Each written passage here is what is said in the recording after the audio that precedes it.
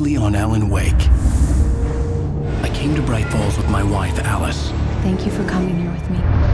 I thought maybe you could write here. I don't want to hear it! God damn it, Alice! Now, she's missing. Alice? Alice? I woke up behind the wheel of a crashed car. I'm missing a week. I was attacked by shadowy men straight from a nightmare. The sheriff took me to the lake Alice and I had stayed at, but the cabin had disappeared.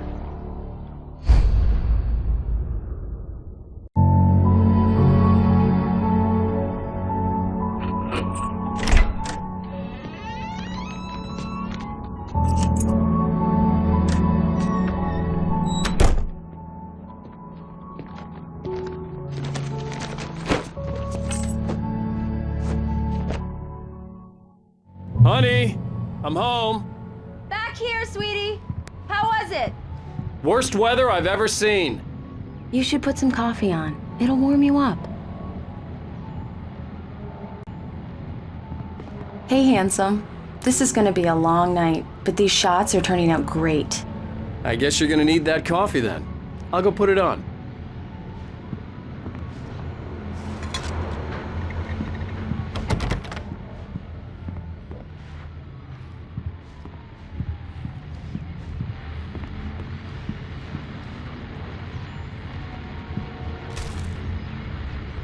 What they say about the fall and the sudden stop at the end.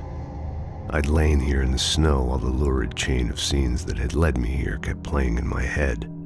A rerun of my own private snuff movie, a memory of my corpse, alone at my own wake, thinking in metaphors again. The femme fatale was gone, only a sour taste remained of the kiss that killed me. This was a late goodbye.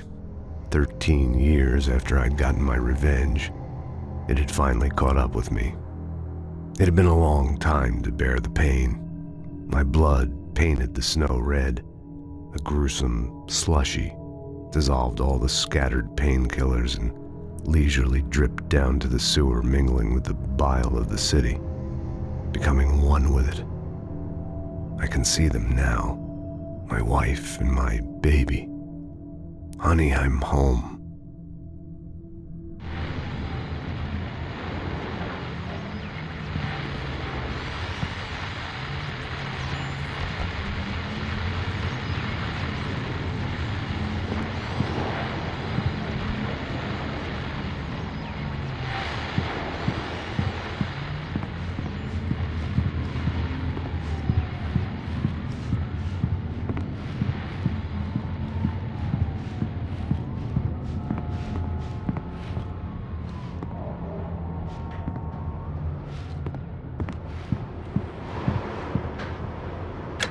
Coffee's on.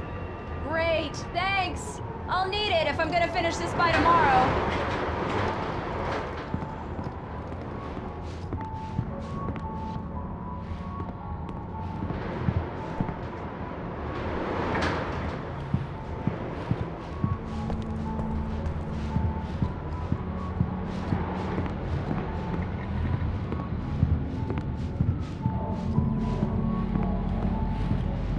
Oh, hey, I just finished those cover mock-ups. They're on your desk. Tell me what you think.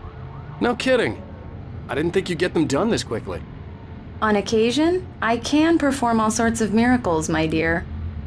Oh, really? Well, you seemed to think so last night.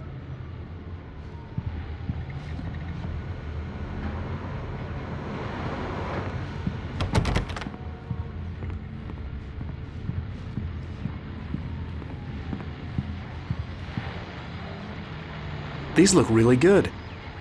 Oh, sure, until Barry gets his hands on them. Which, by the way, will happen over my dead body. The last time was the last time. Oh, and speaking of Barry, he called. Alan? Alan! Please check the fuse box! I'm right here. I'm on it, honey. Please hurry! Honey, it's a power outage. I've got the flashlight. Okay. Hi. You okay? I'm sorry. It just really spooked me. Don't worry. We'll just break out the candles. I know it's stupid, but it's just... especially when I'm not prepared for it, you know? It gets to me. I love you. Tell me a story, writer. Okay. I used to have these nightmares when I was a kid. The dark really spooked me, too. When it got really bad, my mom gave me this old light switch. She called it the clicker. The clicker, huh? Yeah. If I ever got scared of the dark, I could just flip the switch and a magic light would scare the monsters away. Oh, sure. Here it is. Alan. Maybe it'll help you too. Yeah, nice story, writer boy. You made that up right now, didn't you? No. Seriously. I love you, even if you are a liar. Thanks for this.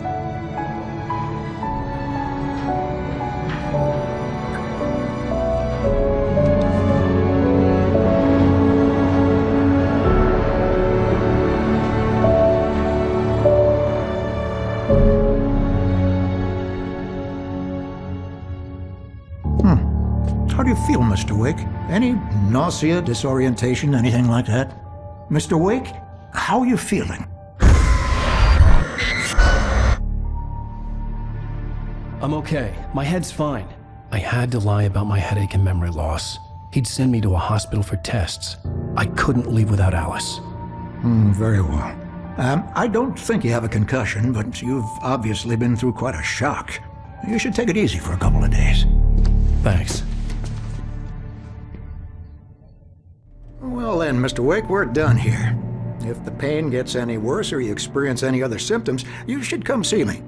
I'll let you get on with it then. Sarah, Sheriff Breaker, is waiting for you. She's very good at her job. I'm sure she can locate your wife in no time. Doc Nelson was the image of a small-town doctor. Sheriff Breaker had called him to the station to take a look at the cut in my head.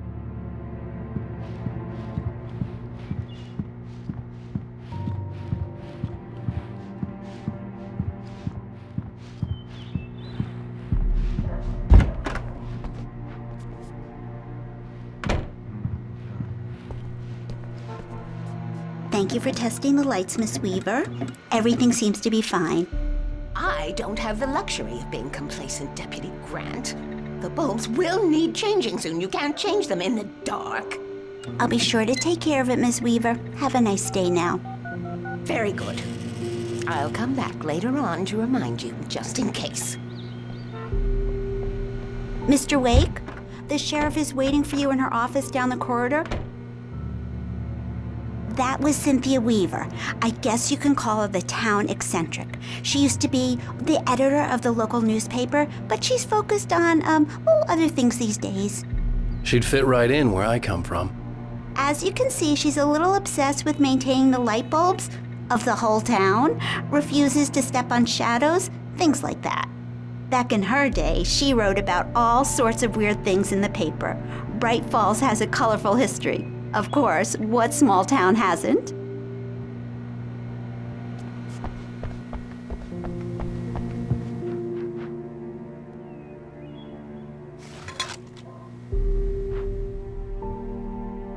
Yeah, it's Mulligan here. I'm at Stucky's gas station with Thornton. There's no sign of him. Over. Wait. Yeah, this is Thornton. Look, we've located the brake float. It's here. That's some good news, right? Stucky was supposed to be driving it at the rehearsals today. Over. Oh, give me that. Mulligan here. Looks like someone really thrashed the garage. Over. Okay, roger that, guys. Keep looking for Stucky. Jane's out.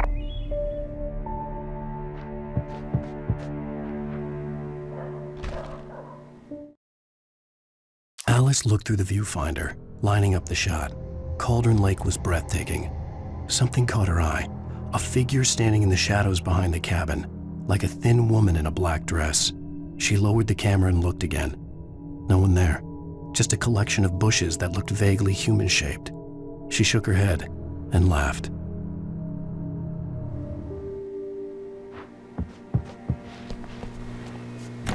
The sheriff wants to see you in her office, Mr. Wake.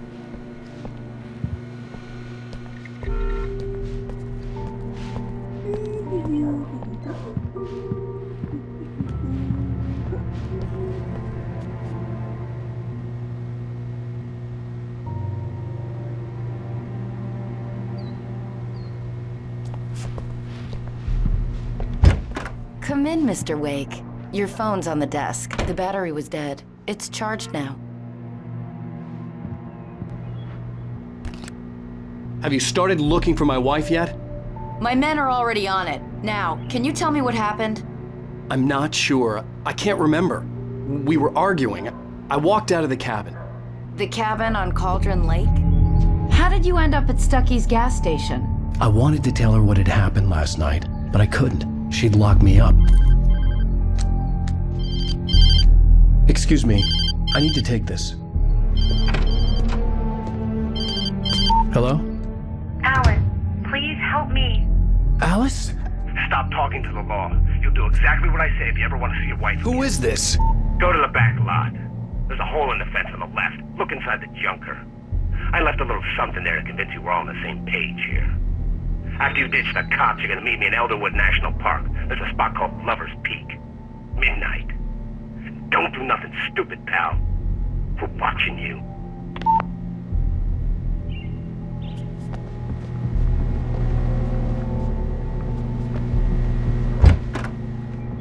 I need some fresh air. Can I go out? In the back, maybe? Of course, Mr. Wake. I understand. You can get there through the cells. Deputy Grant can show you the way. I'm sorry. All of this, it's just a lot to take in. Take your time, Mr. Wake. I understand. Can I ask you what the call was about, Mr. Wake? It's personal. Well, we are looking for your wife, and I'm going to need your cooperation if I'm going to help you. I need a moment, after I get some fresh air. Okay. You can find me here. We'll talk when you feel up to it.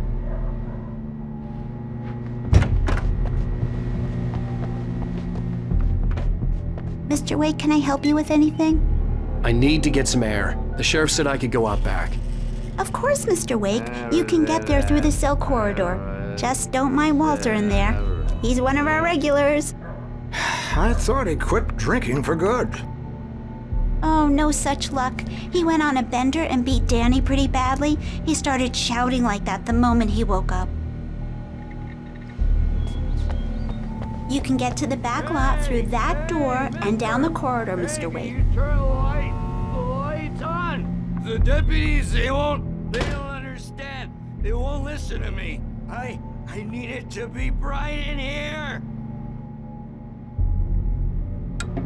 Thank you, man, thank you. Hey, you're all right. You're a good guy. Don't let anybody tell you different. You know, I shouldn't even be in here. The cops, they got it all wrong. See, sure, I beat him up, but I wasn't drunk. I mean, I wasn't drunk at the time. I only got drunk afterward. Okay, listen, you gotta listen carefully now. Here's the kicker. That wasn't Danny. No, sir. It only looked like him. You wanna know who it really was? I'll tell you who it really was. It was a goddamn space alien! I know it sounds like something a drunk would say, but believe me, I wasn't drunk then.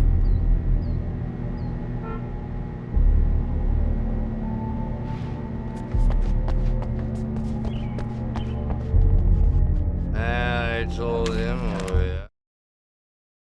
In spite of its human mask, to describe the dark presence as intelligent would have implied human qualities on something decidedly inhuman.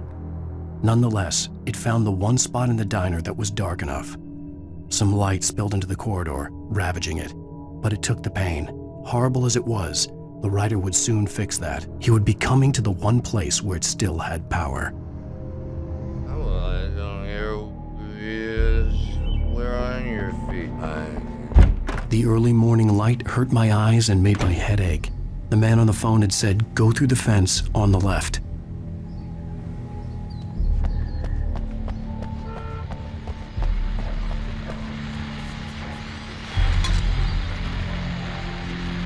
Well, folks, it's been another long night, and it's about time for me to sign off for a while. God knows I need my beauty sleep. Just one more item before I go. It's been a busy night for the sheriff's department. We've had a few broken windows, even a report of shots fired on Main Street. Deputies Mulligan and Thornton had to deal with two intoxicated young men who were celebrating the completion of their Deerfest float. Now, folks, we get this every year. I know it's exciting that the big day's almost here, but let's save it for the party and leave the gunplay for the shooting competition, huh? There's no point in getting all worked up yet.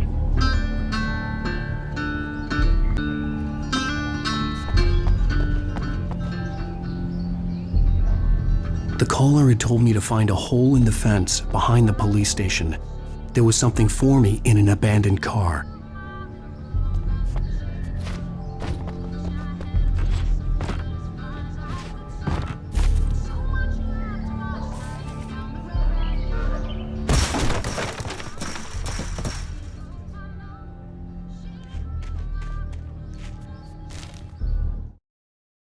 The kidnapper fired his gun one last time, and the shadow vanished into the darkness it had come from. See? Nothing to it, Wake. The thought of Alice in his hands was revolting. We stood on the wooden platform of Lover's Peak, the waterfall on the mountain behind us, the lights of the radio mast blinking red in the heights above. I fought with the urge to take a swing, forced myself to speak. Let's cut the act now. Where's my wife? Alice's driver's license had been placed on the front seat. The caller meant business.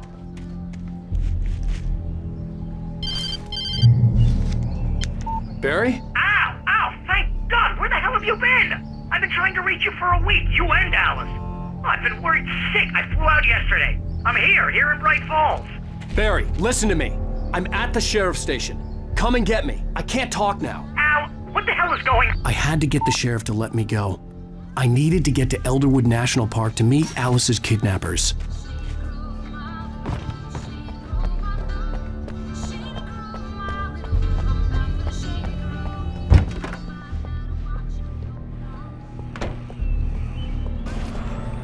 A writer is a light that reveals the world of his story from darkness, shapes it from nothingness. The way a sculptor carves a statue from a block of granite. If I stop, the world I'm making dies. Darkness will reclaim it. It's a long, hard journey into the dark. Alice's life is at stake, but I can't think about that, or I'll lose it. The dread lingers at the edge of perception. I'll push on. Anything is possible here. I'll write the story. I'll save her.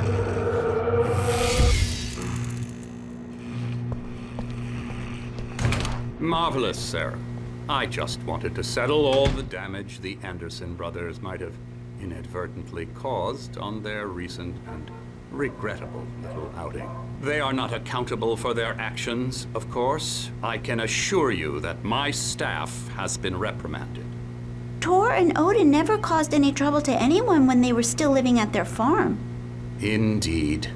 All we can do is to slow down the progress of their dementia. Are you feeling any better, Mr. Wake? I'd like to leave. Am I free to go? Well, we still need to talk about... Am I under arrest? No, of course not. But I need to know where you'll be staying so I can get in touch with you. I'd avoid the motel. The Majestic is known for its roaches. The cabins at Elderwood are pretty nice, though. That sounds perfect. I'm Dr. Emil Hartman. I'd like to invite you to stay at Cauldron Lake Lodge. Did you talk to my wife? I had the pleasure of discussing your situation with her on several occasions. Did you set something up with her? I invited her here. My clinic is a place where... Oh, hey! Oh, my! Take it easy. Hey, nobody move! Get your hands off of my client! Who are you? I'm Barry Wheeler, his agent. If you have business with Mr. Wake, you talk to me. You yokels won't know what hit you once I sick my lawyers on your asses. No harm done, Sarah. I'm all right. I don't want to press charges. Mr. Wake, my offer still stands. Get me out of here. What the hell was that about, Al? We don't need a replay of that thing with the paparazzi. I thought they were gonna lock you up. I had to talk to someone. I told Barry everything. He thought I was certifiable, but when he heard about the manuscript, I had him. The fact that I'd written something, even if I couldn't remember it, was enough for him. He smelled money. And he believed that Alice had been kidnapped. Anything beyond that was another story. I had a midnight appointment with the kidnapper in a place called Lover's Peak, somewhere in Elderwood National Park. The plan was to rent a cabin. I don't like it, Al. I don't like any of it. It's not good. In fact, it's the absolute opposite of good. Mr. Wake! Barry, you found him. Hi, Rose. Oh, wow. I was just thinking about you, too. Great. I was just bringing Rusty some coffee. He's on the balcony, looking after Max. Poor thing. I really need to go. Great to see you again, Mr. Wake. Later! Who's Max?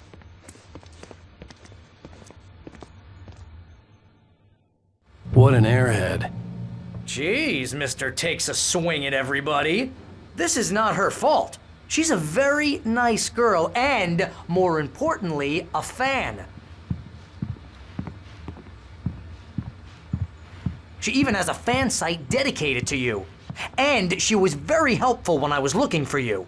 Seriously, Al, what you were saying in the car? Just listen to yourself. What, you shot a guy and his body just disappeared? When was the last time you slept? What, are you high? Have you been drinking? No! Look, Barry, I'm missing a week, and someone's got Alice. Do you and understand what it sounds like when you say stuff like that? Don't get me wrong, it's a good story, could be a bestseller. But when you start confusing fiction with reality, you're buying yourself a ticket to the funny farm. All right, wait here.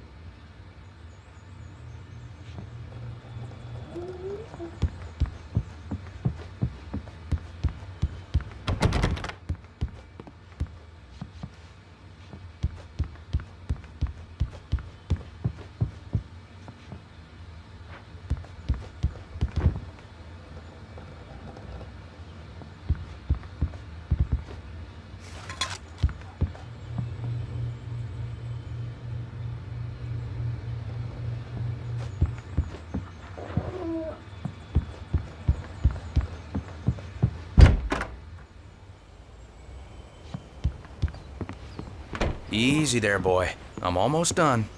Hey, Rusty, right? You rent cabins. Oh, Mr. Wake. I'd shake your hand, but mine are kind of full here. Actually, I'm sorry about this. Would you mind grabbing the registration form from the desk? It's just across from Bucktooth Charlie. Okay, sure. What happened? Crazy poachers. Max here got his foot caught in a trap. They're illegal to use here. Hell, you're not supposed to hunt within the park at all. But that doesn't stop some lowlifes. Well, at least Max is gonna be okay. He got lucky. Max is still groggy from the shot I gave him, and I'd rather not leave him alone just yet. The form's on the desk across from the mammoth skeleton. Seriously, Al, you can't just go and meet a kidnapper. Those situations always end up in disaster. You gotta talk to the cops. She's my wife, and it's my call. Can we talk about this later? No, this whole thing, listen, you hit your head. I mean, geez, Al, come on. You gotta understand how crazy all this sounds. If you're trying to pull a joke on me, freak me out, it's working. Ha ha, let's have a laugh on Barry. Well, you had me going there real funny, Al. You can quit it now.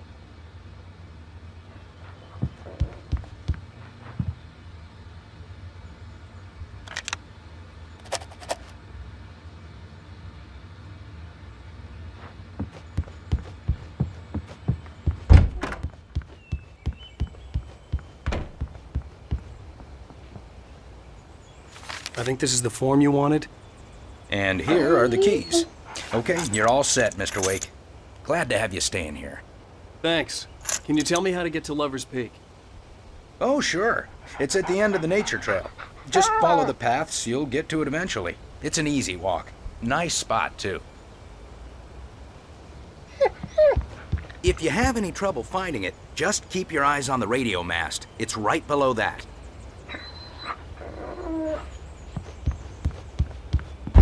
Look, Al, you're asking me to believe that you shot a dude who went poof into thin air, a guy who was bulletproof until you pointed a flashlight at him. You hear that from people who end up spending time in padded rooms, strapped to their beds, wearing white shirts with too long tangled up sleeves, and eating a healthy diet of pills. Al, you make cruel jokes about people who believe that kind of stuff. You're the skeptic. You gave me an hour-long lecture on homeopathy last month. What was it? If there's no proof, it's pure bullshit. Period. Guess the laugh's on me then. Al, come on! I mean, okay. Okay, maybe something weird happened to you, okay? Well, thanks for the heartfelt vote of confidence. All I'm saying is you gotta throw me a bone here, bestseller. What would you think if it was me? There's no way you should be going out at midnight with a gun. No one asked you to come here, Barry. Either work with me on this or go straight back to New York. Your choice.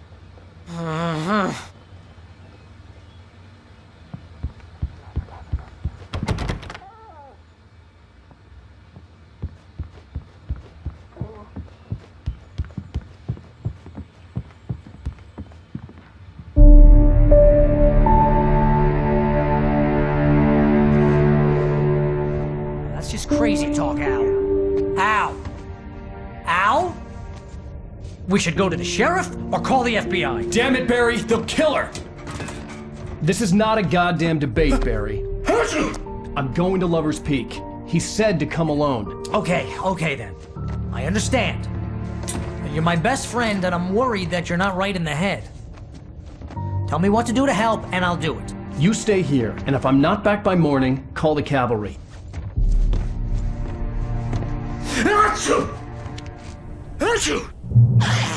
Just be careful with the natives, Al.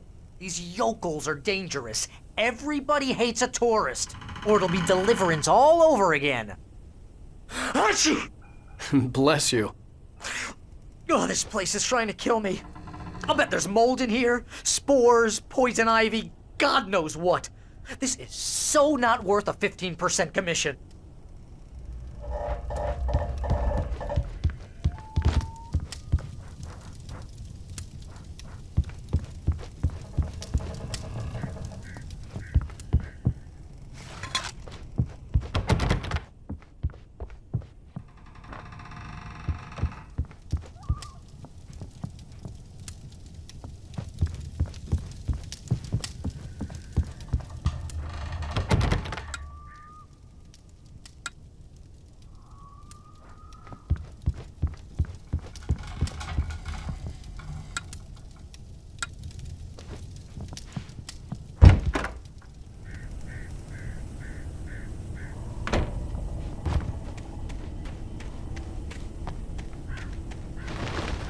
I'll wait here, Al. I'll hold down the fort.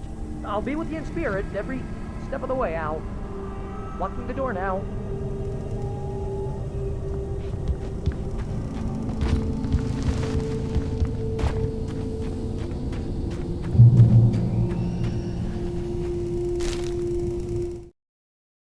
Barry had never gotten along with Alice, but he knew Alan loved her with an almost frightening intensity. And now something had happened to Alice. And here was Al armed with a gun and saying things people got put in padded cells for. It was as if his friend had experienced a massive psychotic episode and was now totally disconnected from reality.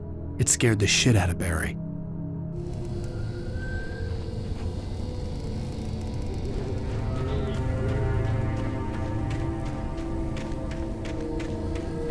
I knew I should have gone to the cops.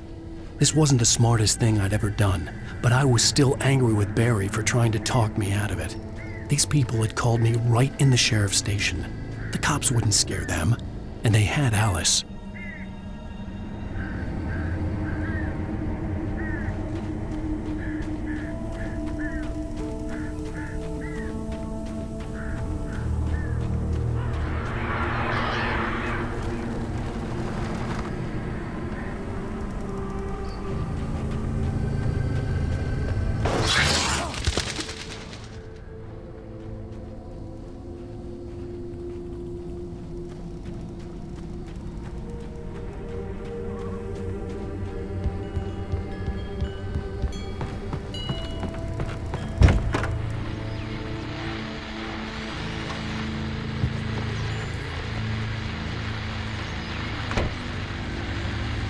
Welcome back to the show, folks. As promised, our very own Dr. Nelson has just parked his rear end in the studio. Doc, what's your Deerfest plan like? My plan? You make it sound a lot more organized than I ever seem to manage. Oh, yeah. No plan, really, just taking the atmosphere. I'm getting a little too rickety to do much more than that, you know. Oh, tell me about it. No sack race for us older gentlemen, huh? Yes, exactly, Pat. But I'm going to check out the parade, of course. And I'll be one of the pie contest judges, too. Well, that takes a different kind of constitution. Oh, yeah, it's my kind of exercise. Now, Doc, seriously, you're in pretty good shape, though. You're the outdoors type. I know for a fact you're an avid fisherman. That's right. Matter of fact, just caught a heck of a largemouth bass early this morning. But you're not taking part in the fishing contest? No, not this year. See, Pat, I'm just not that competitive anymore. Now I just like to take my time and enjoy the peace of it. It's no fun if I need to worry about what I'm catching, you know? Well, considering your track record, the participants are probably pretty happy you feel that way. Well, Pat, that's kind of you to say.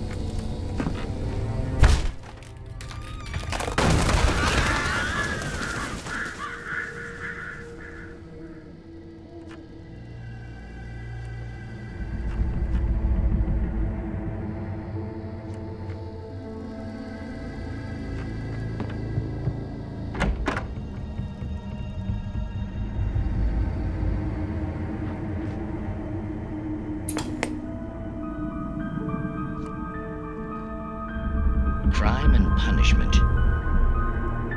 The cancer and cure of civilization. But some crimes are impossible to punish, especially in Night Springs. Tonight's episode, The Man in the Mirror.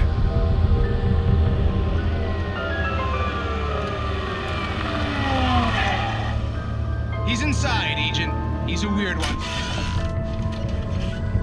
So, you're confessing to killing that guy, huh? Why? And it coming? Yeah, but why would you do that? I mean, you're a nice guy. Normal. Took a kid to a soccer game. So how come at the game, you pick a guy and, quoting from the arresting officer's report here, assault the victim's head area repeatedly with the weapon of choice being a pair of bare fists? Wow, that sentence really flows, huh? Maybe you're not the literary type. Okay, so you mess him up. But why? Who was that guy? We couldn't ID him. Why would a guy like you do him like that? I didn't like his face? Well, you must have hated it, because you really went to town there. I mean, there's no way to tell what he looked like. No ID on him either. That must be difficult. But then we ran the fingerprints. Got a match. Your prints. Identical. Huh, how about that? Your son said you were wearing a white shirt when you took him to the game. But the white shirt is on the dead guy. It's plenty red now. You won't get away with this. Do you really think that's in any way relevant to me? I had plenty of time to talk to my boy before the cops arrived, you know? He won't stop screaming, am I right? You think he's ever gonna be okay? I left my mark. Believe me. You bastard. What? You gonna shoot me? What's the point? I'm going to prison. You got me. I don't understand any of this. And you never will. Don't worry. Maybe you'll see me again, Agent. Maybe in the mirror.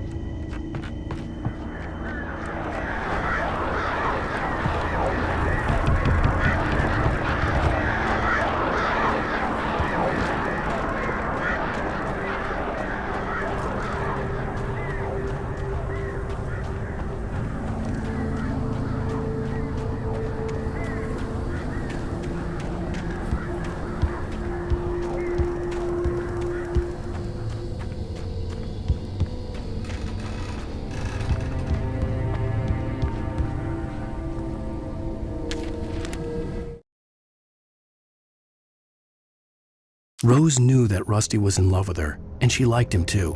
She liked him a lot. He taught her to dance, and life had certainly taught her the value of a man who was gentle. He treated her well, made her smile, made her feel good.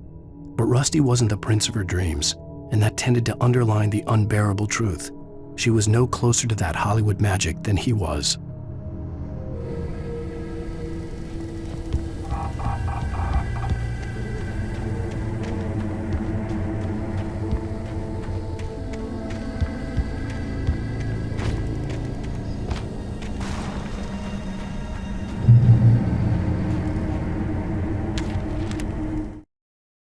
The air in the visitor center was heavy with an awful smell, as if some rotten drowned thing had crawled up from its grave. Rusty kept coughing blood.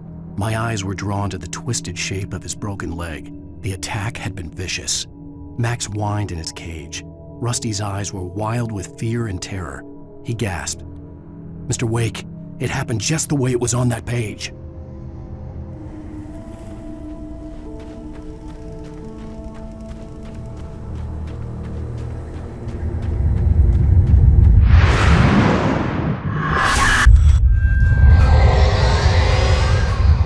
Vision left me weak. This was no head injury.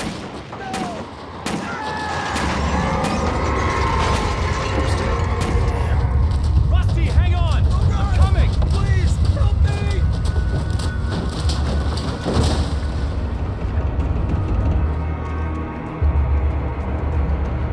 Anybody?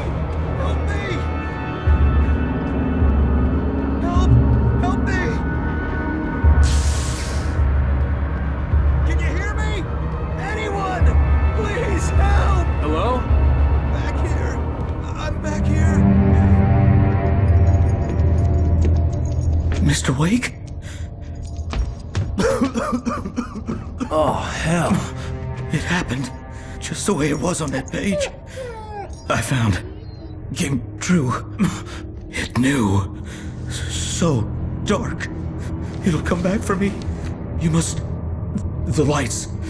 In the office. I have the key. Okay, Rusty. Hang on. I'll be right back. Whatever did this couldn't be far. Rusty had found a page from the manuscript. It would help me understand what had happened.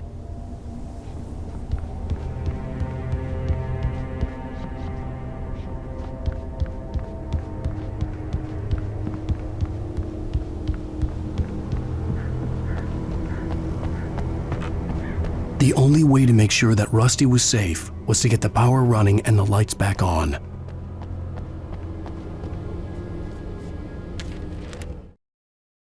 The visitor center was sturdy, but the impact turned the front of the building into splinters. Rusty was thrown across the lobby like a rag doll and hit the far wall hard. It didn't hurt until he tried to move and saw his leg bend the wrong way, felt the broken ribs stabbing him on the inside. Rusty howled in pain and fear, suddenly afraid to die alone.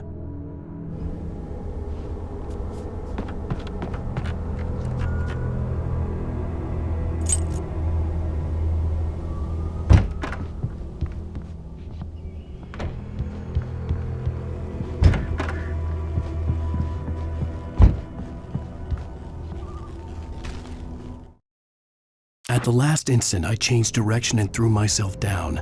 The axe splintered the trunk of a tree. I stumbled into the pool of bright light. My lungs burned. I was too exhausted to move. I tensed as I waited for the killing blow, but it never came. I raised my head. Nothing moved in the darkness beyond. For the moment, bathed in the cold light, I was safe.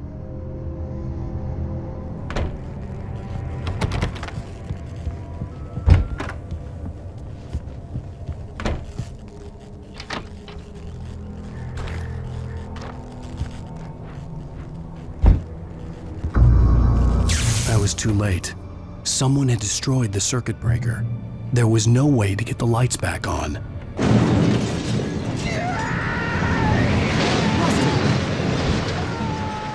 Rusty!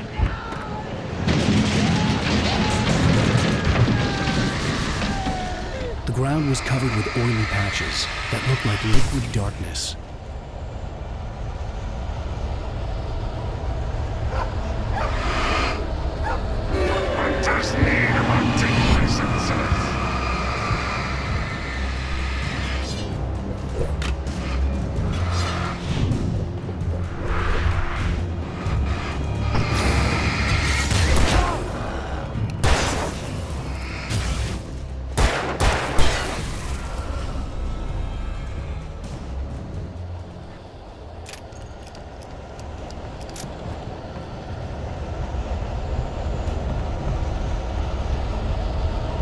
Something had torn a mammoth-sized hole in the wall. Please don't feed the animals.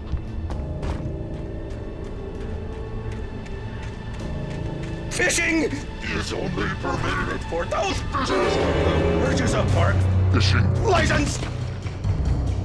Obey the ranger's instructions at all times. Rusty? Rusty, no! Never. Two bears and wolves never approached any other wildlife closer than 25 yards. Pets must be leashed. At all times. Never leave your pet unattended.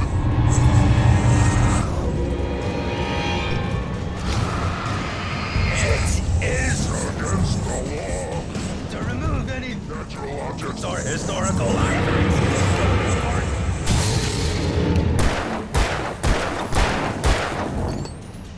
This includes even you may I go on the river or even simply.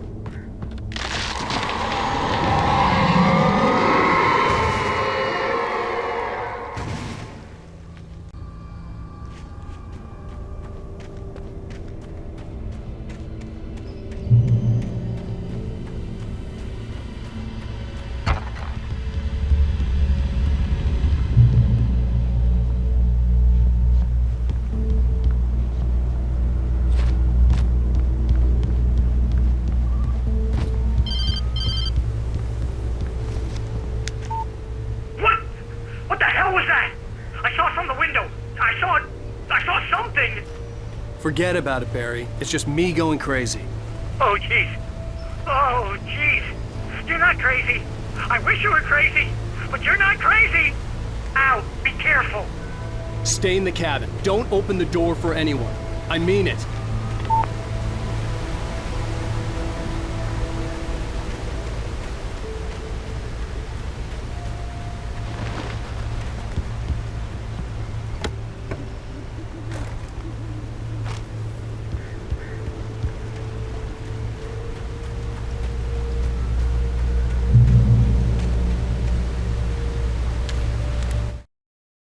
In that last instant of consciousness, Rusty thought about Rose.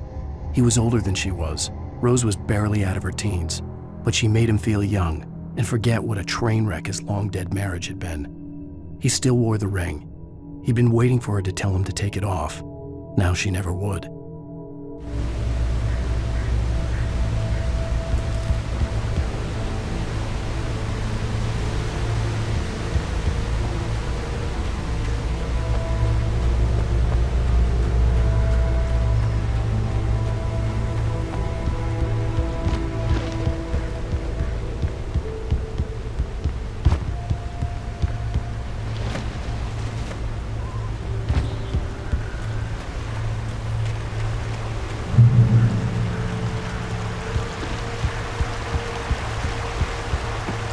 Lover's Peak was at the far end of the nature trail.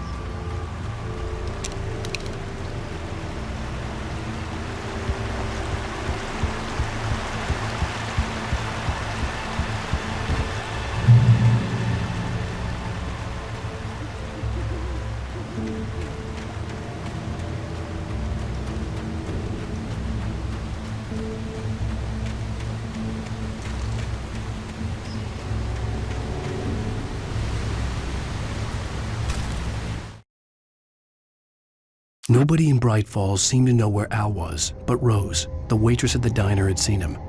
From what Barry could tell, Al pretty much fell off the face of the earth when he left the diner. Rose was just the kind of fan that Al hated, but she really tried to help. She was smart too, knew a lot about what was going on in the town, knew a lot about Al, even knew who Barry was. Barry liked her. That was no big surprise. When it came to women, Barry and Al rarely saw eye to eye.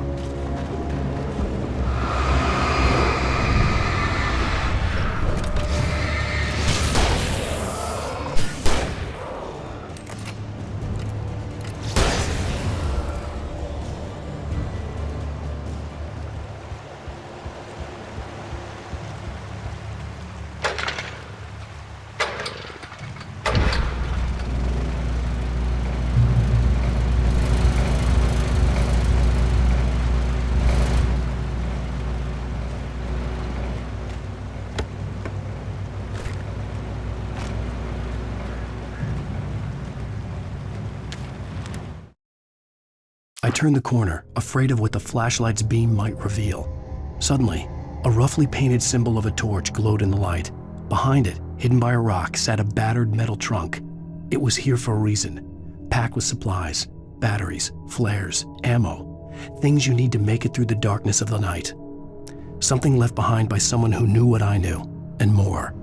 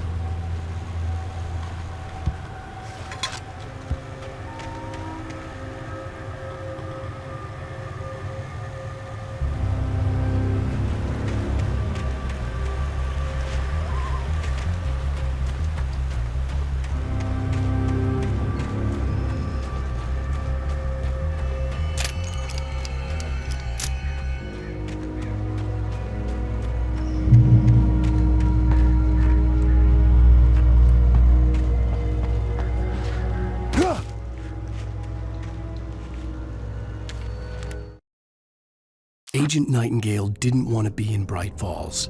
These little communities revolted him, and he didn't like the trees or the coffee. He now knew that impossible horrors lurked behind the storefronts and smiles. He desperately wanted to turn the car around and just drive until he passed out or ran out of road and booze. But he had a job to do. He had a rider to catch, at any cost.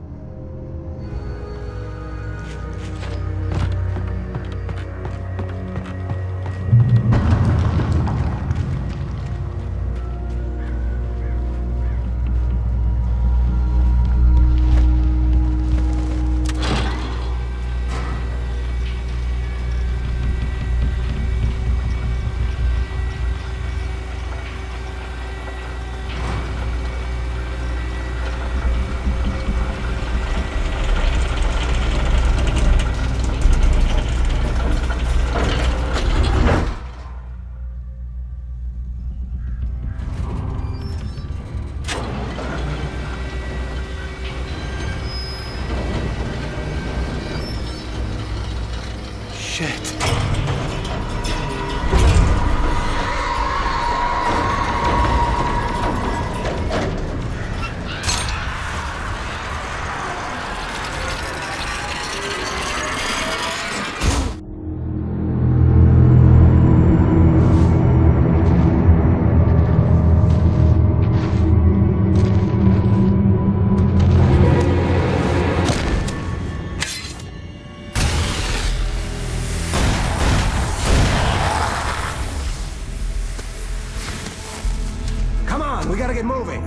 coming.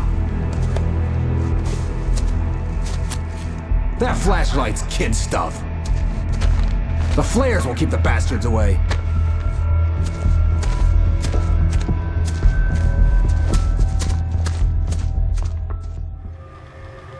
You can see them too? Hell, of course I see them. Come on, we gotta move. Why? Because that's the way the story goes. Yeah, but... Let's move! I lost my gun back there. Oh, I've got a gun. Just keep that light steady on him. It took a moment, but then I recognized him. He'd been on the ferry when I first arrived here with Alice. He knew my name.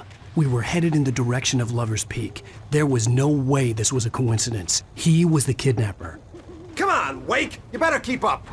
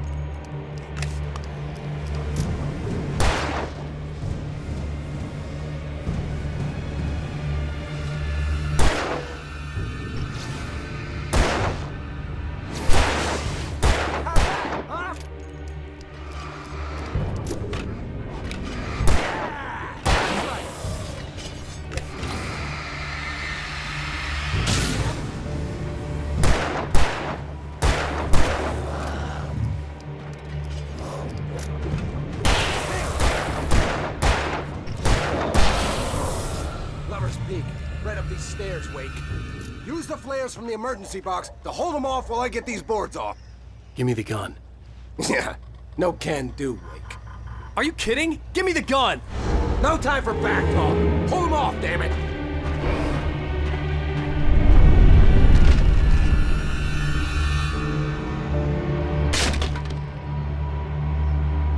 Just a little longer. Scare them off.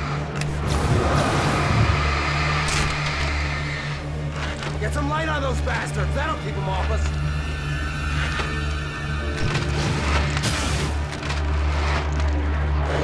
Just a little longer. I almost got it. Okay, it's open. Move it or lose it.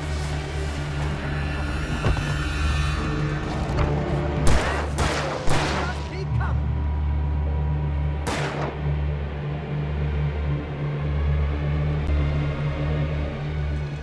Oh, you feeling better now, Wake? All cozy and safe. Better get ready. They'll be on us soon.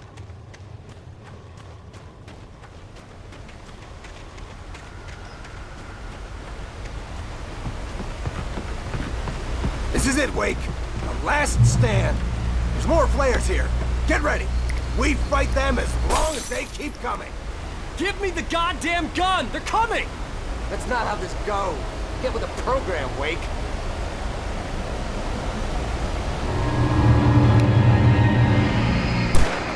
Die already, die!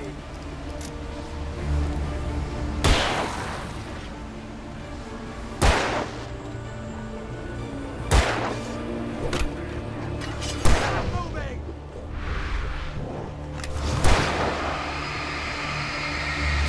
What I got for you?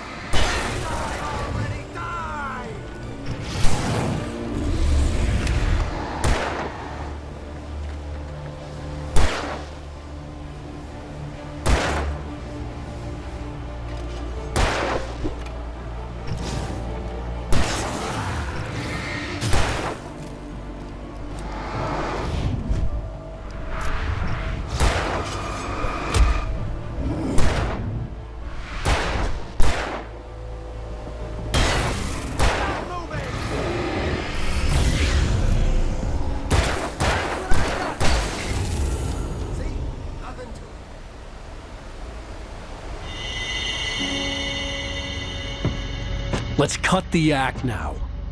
Where's my wife? I knew you were gonna say that. I read it all before. You're a hell of a writer. Congratulations. You're gonna bring about something glorious and terrible once we get you some proper editorial control. What the hell are you talking about? Where's Alice? I want the entire manuscript, or she's gonna suffer bad. You touch her...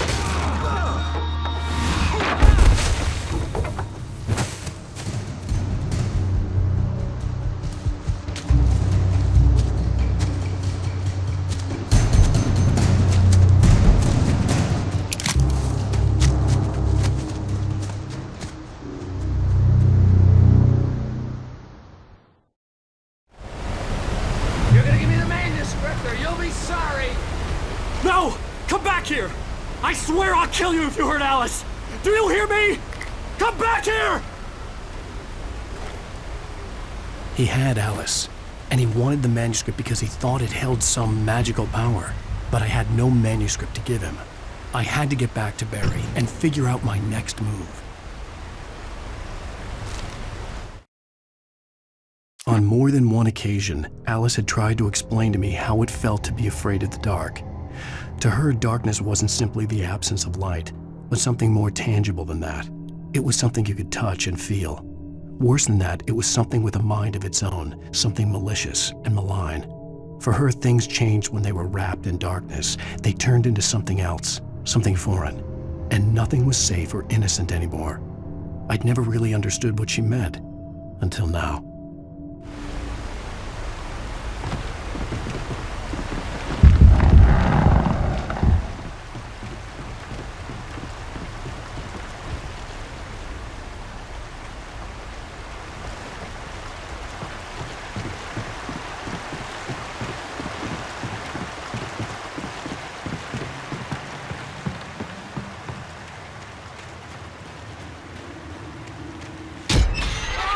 What the hell?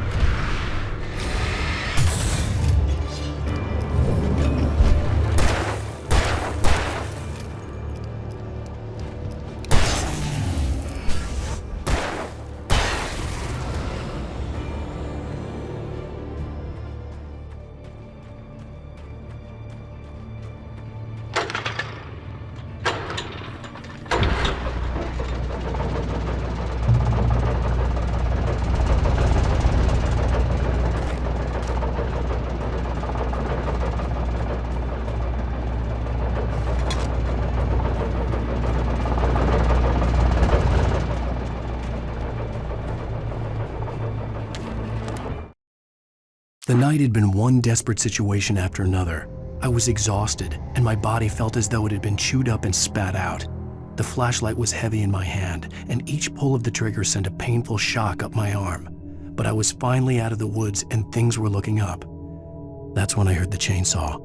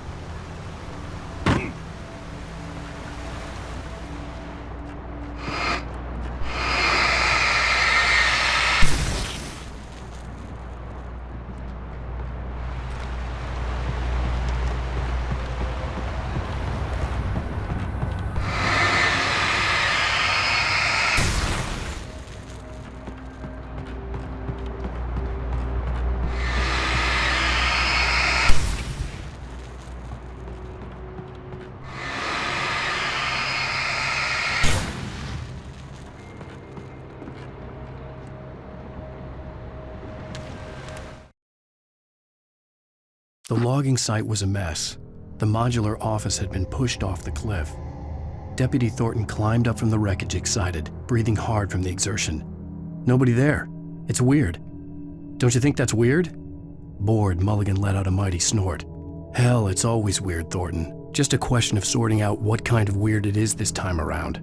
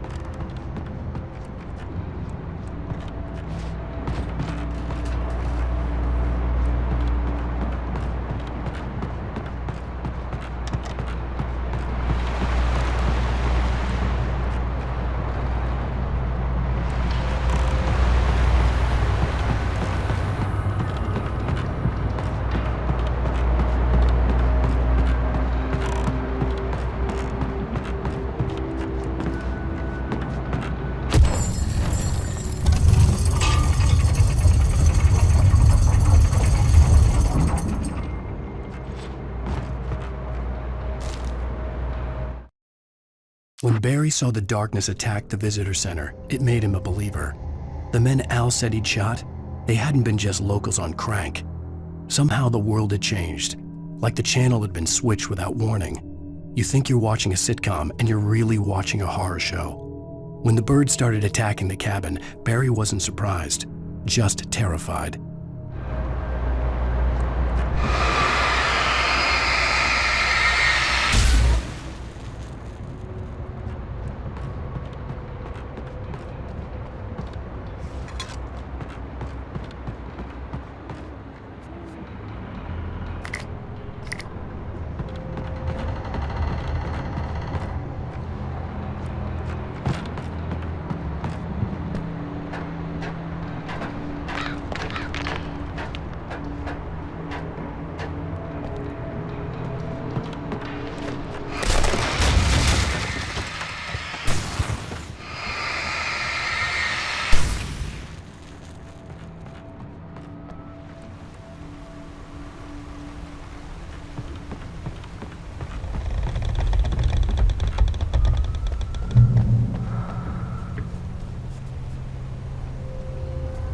Be aware of Widowmakers!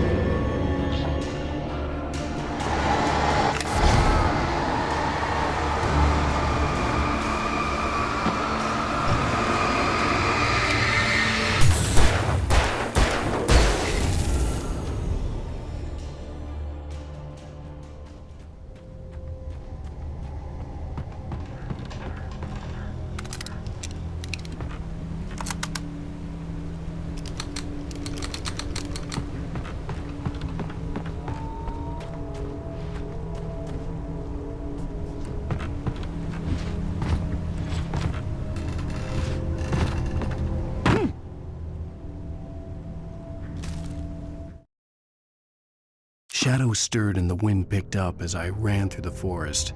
I felt the dark presence turning its gaze toward me.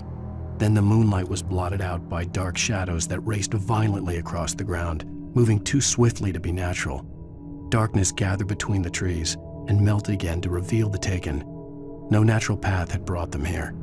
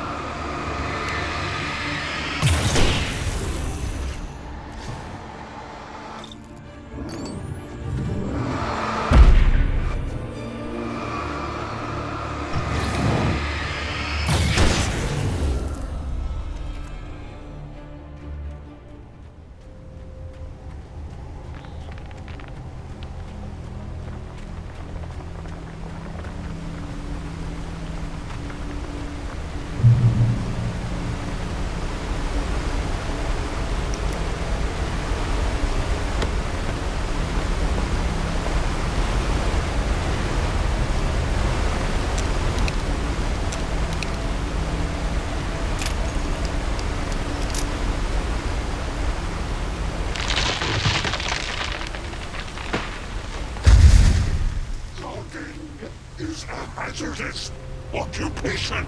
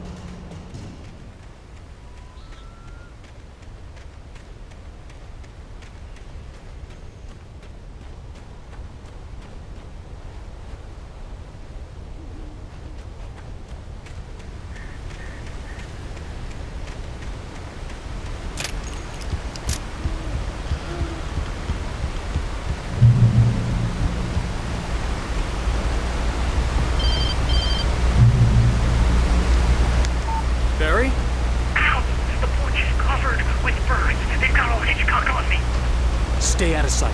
I'm on my way. Don't open the door. What, am I crazy? Stay hidden. I'll be there soon. Just make sure you keep the lights on.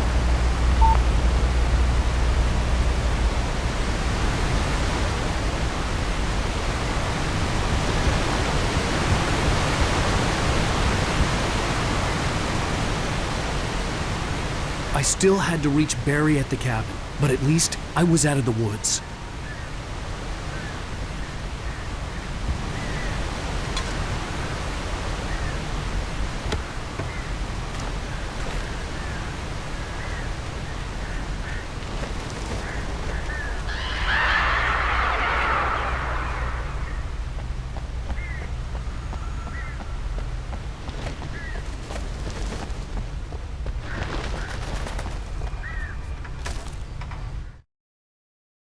The FBI agent's command froze me in place.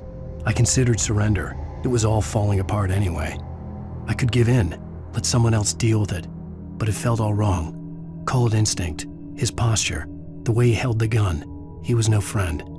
Shots ringing in my ears, I leaped for the hole in the fence and stumbled into the darkness beyond.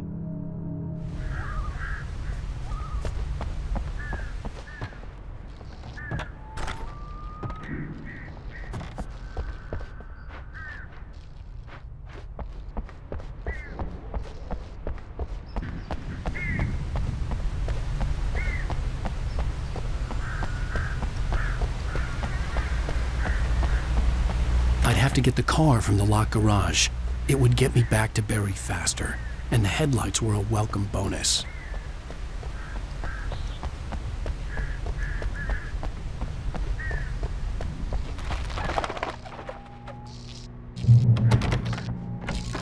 I had to find the key to the garage.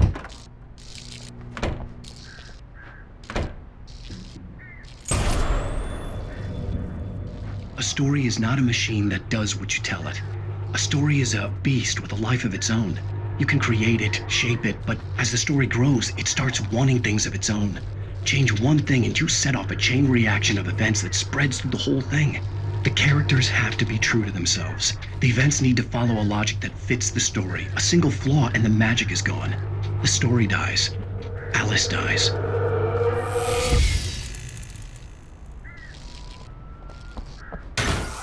You can harm on nature and yourself.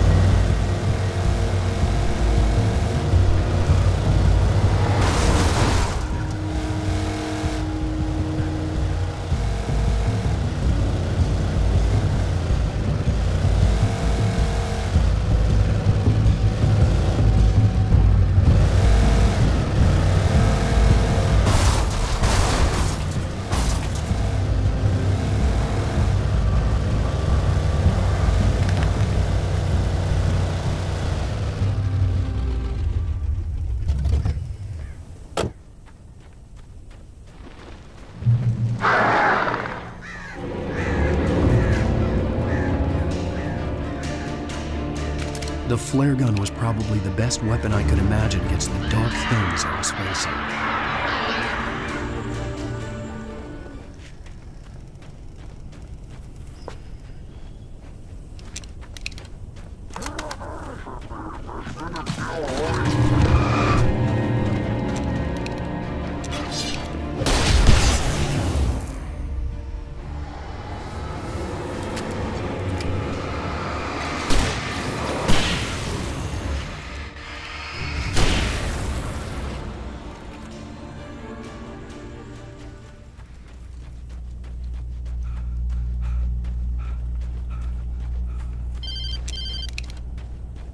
It was the kidnapper. You son of a bitch! Where's my wife? Enough horseplay, Wake. You deliver the manuscript, and you can have your woman back. Simple as that. I don't... Listen. I'm gonna need time to finish it. I still need to write the ending. I need a week. It's not done? I need a week. 2 days. The old Bright Falls coal mine is nearby. You can find it easy, city boy. The main building, there at noon. You bring the manuscript, you'll get your wife. If not, well, get me? Yes, I get you.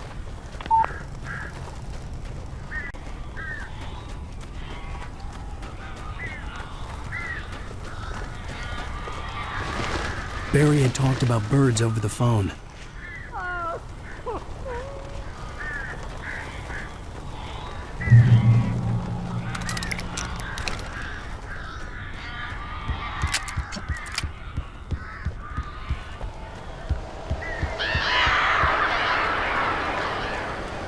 Al, I am so glad you're here.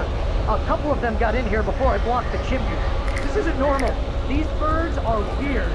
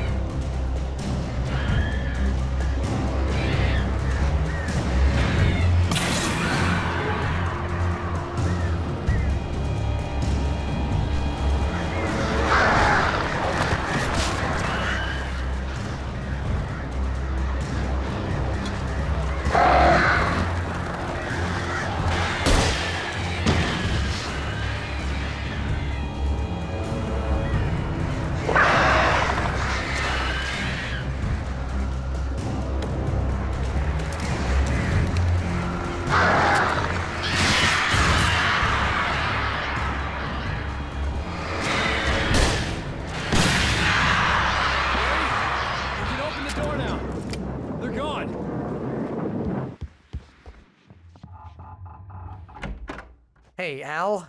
I'm sorry for thinking you were having a psychotic episode, man.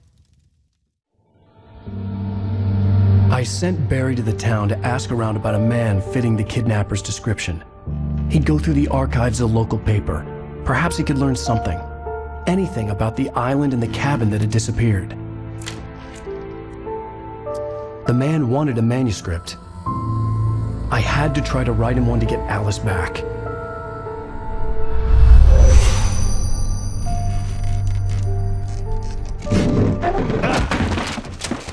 For me, the supernatural had always been nothing but a metaphor for the human psyche, a tool to use in writing fiction. Now, it was happening for real, and I couldn't put a single word on paper.